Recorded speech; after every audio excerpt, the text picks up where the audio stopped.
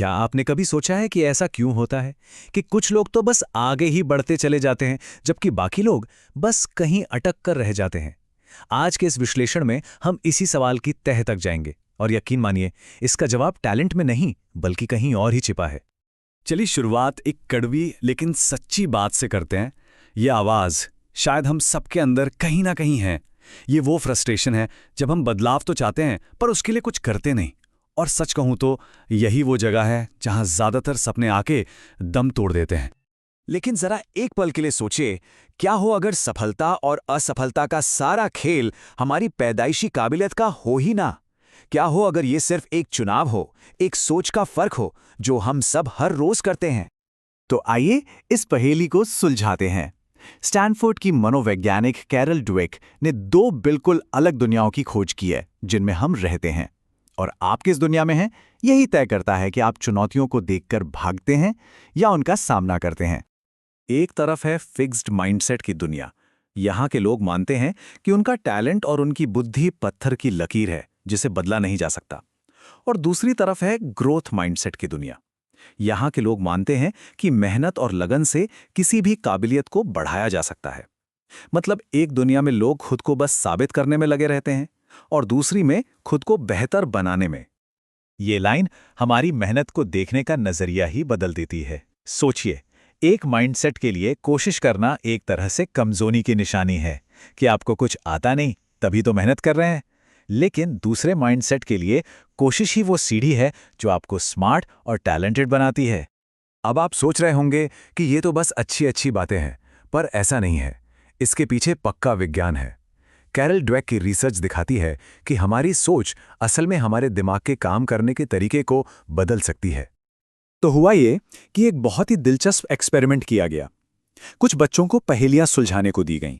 बाद में उनमें से कुछ बच्चों से कहा गया, वाह तुम तो बहुत स्मार्ट हो, और बाकियों से कहा गया, वाह तुमने तो बहुत मेहनत की। बस तारीफ के शब्दों का ही तो फर्क था, लेकिन इसके नतीजों ने सबको हैरान कर दिया। जिन बच्चों को स्मार्ट कहा गया था उनमें से लगभग 40% ने, जी हाँ 40% ने बाद में अपने कम स्कोर के बारे में झूठ बोला। पता है क्यों? क्योंकि उनकी दुनिया में स्मार्ट लोगों से गलतियां नहीं होती, गलती करना शर्म की बात थी। वहीं जिनकी मेहनत की तारीफ हुई थी, उन्होंने मुश्किल चुनौतियों को सीखने का एक और मौका समझा। और ये जो विश्वास की ताकत है ना, ये सिर्फ बच्चों या लैब तक ही सीमित नहीं है। ये पूरी की पूरी पीढ़ियों की सोच और उनकी सीमाओं को बदल सकती है। चलिए इसका एक जबरदस्त उदाहरण देखते हैं। दशकों तक पूरी दुनिया ये मानती थी कि कोई भी इंसान 4 मिनट से कम में 1 मील नहीं दौड़ सकता। ये एक साइंटिफिक फैक्ट बन चुका था। लेकिन 1954 में रॉजर बैनिस्टर नाम के एक एथलीट ने ये असंभव काम कर दिखाया। और जानते हैं फिर क्या हुआ? जैसे ही ये विश्वास टूटा कि ये नामुमकिन है, अगले कुछ ही सालों में 20,000 से भी ज्यादा लोग ये कारनामा कर चुके थे। क्या इंसान का शरीर बदल गया? नहीं। क्या ट्रैक बदल गया? नहीं। बदला तो सिर्फ एक विश्वास, ये विश्वास कि हाँ ये किया जा सकता है। सोचिए हमारी अपनी जिंदगी में ऐसी कितनी 4 मिनट की मील हैं जिन्हें हम बस इसलिए नहीं दौड़ रहे क्योंकि हम मानते हैं कि ये असंभव है।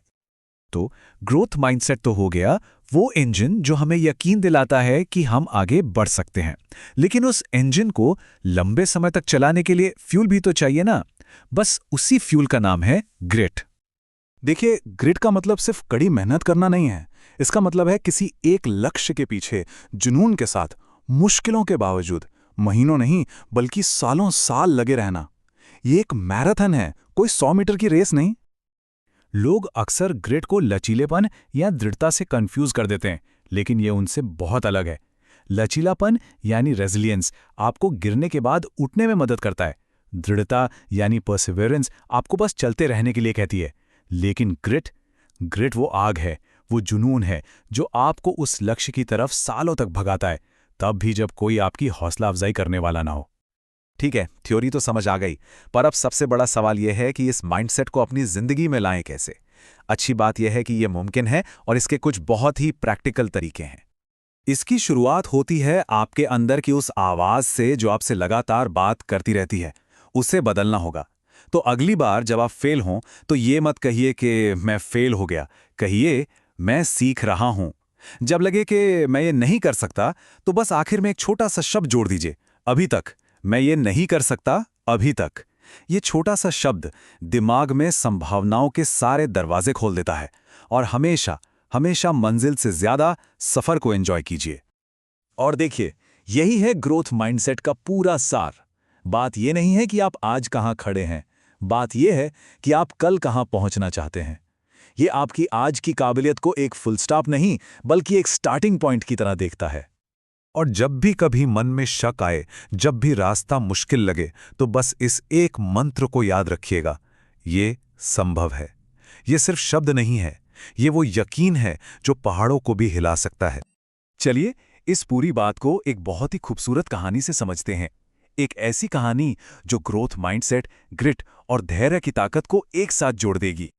एक चीनी बांस का पेड़ होता है। जब उसे बोया जाता है तो 5 साल तक, पूरे 5 साल तक जमीन से एक पत्ता भी नहीं फूटता।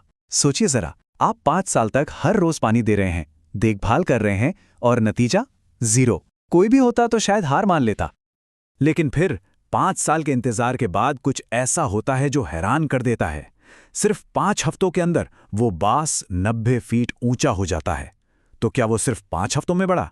नहीं, वो उन 5 सालों में बढ़ा जब दुनिया को कुछ नहीं दिख रहा था, पर जमीन के नीचे उसकी जड़ें लगातार मजबूत हो रही थीं।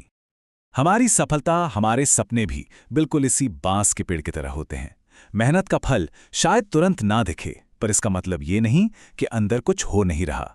हर कोशिश, हर असफलता आपकी जड़ों को और गहरा और मजबूत बना रही है।